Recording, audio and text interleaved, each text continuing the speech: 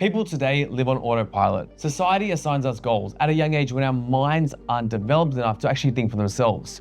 We then follow these goals without even questioning them. We get indoctrinated into a system where our minds can't even latch onto anything as we are intrinsically motivated or interested in the goals we are pursuing. We get labeled things like ADHD. We begin to doubt our potential and our ability because nothing seems to stick, because we aren't inherently interested at anything we're learning. We then adopt identities and beliefs about ourselves based on the goals that we are pursuing that were created for us. And this is why creating your own goals is crucial, because it does shape your identity, your perspective, and your beliefs. Your goals influence what information you pay attention to and what opportunities you notice and the way you show up in the world. The mind is a goal-striving system. Without clear, meaningful goals, you're just more susceptible to being influenced by others. And then your expectations of your environment with its countless opportunities for short-term pleasure and comfort. People struggle to change their old habits and identities even when the desire is there, because they don't have that meaningful goal to pursue that would enable them to actually think greater than how they feel. And when you don't have clear direction where you're going, you become lost, weak, and depressed, leading to seek desires through vices rather than inbuilt purpose mechanisms. And humans by design are built for creation and progress. And the worst times in my life came when I didn't feel like I was progressing, when I didn't have a vision that I could strive for, when I couldn't see my next level or my next mountain. So what changed for my life in just a short 6 months was these 5 steps. Step 1, I created a 10x vision for myself. The first thing you need to do is create a vision for yourself. One that is so large and enticing that it provides psychological energy for you when you think about it.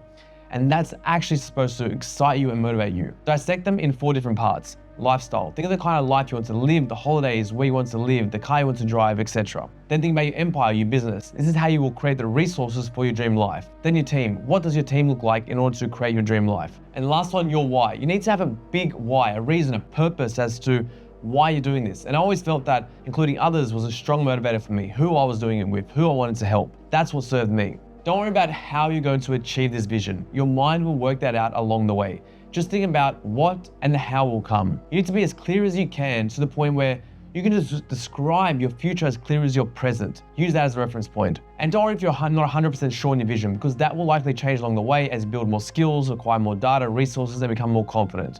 And the reason why this is so important is that there's limited bandwidth in your mind, similar to a computer has RAM. And creating a vision allows you to be more efficient in processing power of the mind possesses. When you develop the vision, you give your mind direction as to what information to absorb and what not to. It creates like a filter of your worldview and removes the chaos in your mind. Just changing your vision alone can fundamentally change who you are as you become more motivated by life itself, because the clarity that you get increases your motivation and removes the vices and all these other comfort mechanisms society gives you. Step 2, set your goals. Create a hierarchy of goals, your 10-year, 5-year, 1-year, and monthly and weekly goals. This helps you break down your big vision into manageable steps. And then what you want to do, you want to turn the goals into measurable projects. This will make it more concrete and allow you to track your progress, enabling a feedback loop that will provide you with dopamine to keep going. And the big unlock for me was understanding that I need to learn through building projects, not just consuming information. This was the only way that I would actually absorb and retain information and develop wisdom.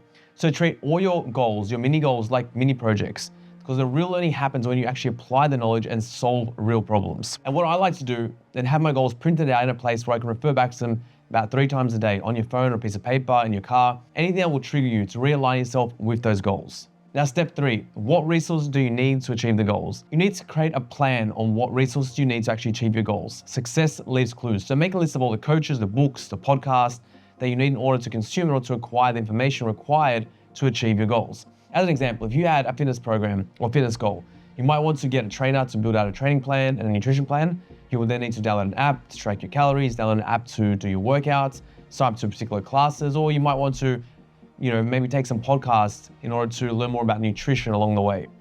Once you begin to have this flow where you are very specific about a goal, very specific about the information you need to learn and the resources to attain the goal, it will just bring so much more clarity to what you're doing, as then when you invest more, you become more obligated to actually continue. This then builds momentum, and momentum can take average people and turn them into superhuman. Step 4, your input versus output equations, your new standards and daily non-negotiables.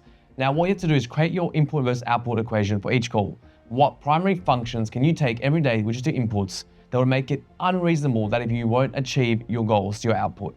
As an example, if you want to lose 10 kilos in 6 months, What would be the inputs every single day that if you did them, it would be completely unreasonable that you wouldn't lose the weight in 6 months? It might be working out every day and following your training program for 45 minutes, tracking your macros and eating only 2,000 calories a day.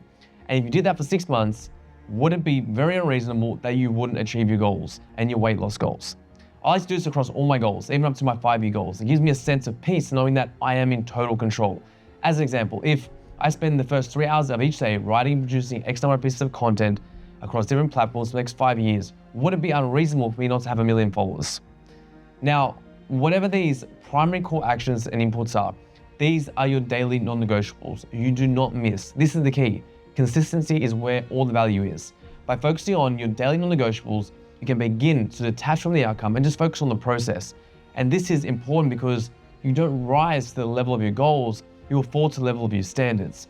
And if you take one thing away from this video is that once you ingrain the new standards into your identity, then there is no chance that you cannot become successful in what you do. Step 5, daily routine and your energy optimization. So I learned this very late in my life, but managing your daily routine based on your energy and creativity levels is critical. Success of achieving your goals and inputs that require the most willpower should always be stacked in the first half of the day where your energy and willpower batteries are full.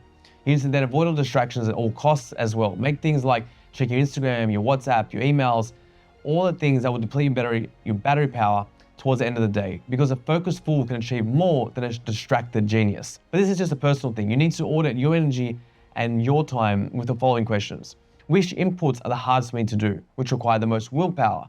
What is my energy like at different parts of the day? Are they more creative in the morning or the evening? Once you understand this well, make a list and start creating your priority ladder now. This is what mine looks like. Ultimately, you want to have production time stacked in early in the day where you have less distractions and you can create the first half of the day. As I'm sure you'll see, this will get you the most leverage. So my priority ladder looks like this. Priority 1, high leverage creative work, e.g. content creation is number 1. Priority 2 is meaningful tasks that spill over from priority 1. Priority 3 is meetings. Priority 4 is maintenance tasks like emails and messages. Now then you can use 45 to 90-minute time blocks for each priority. Take breaks in between for rest, physical activity, or go for a walk. Now, continuous improvement of this baseline is where all the joy comes. From creating your own method, what works for you, experimenting different techniques and refining the system. Then gradually you build a life system that's perfect for you personally and a lifestyle that you choose. So once you start the journey, you will be able to see where your basic standards are, and then you will start to increase every week and every month.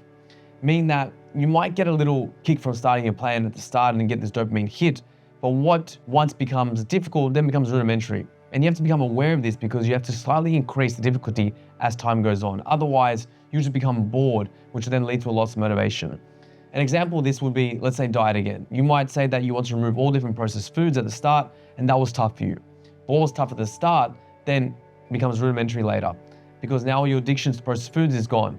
Then the next level for you might be actually weighing your food and looking at the sources of your protein, your carbs, and your fats. And this is a beautiful function of the human mind. It constantly, in pursuit of personal development and growth, the mechanism allows you to keep progressing forward towards that 10.0 self.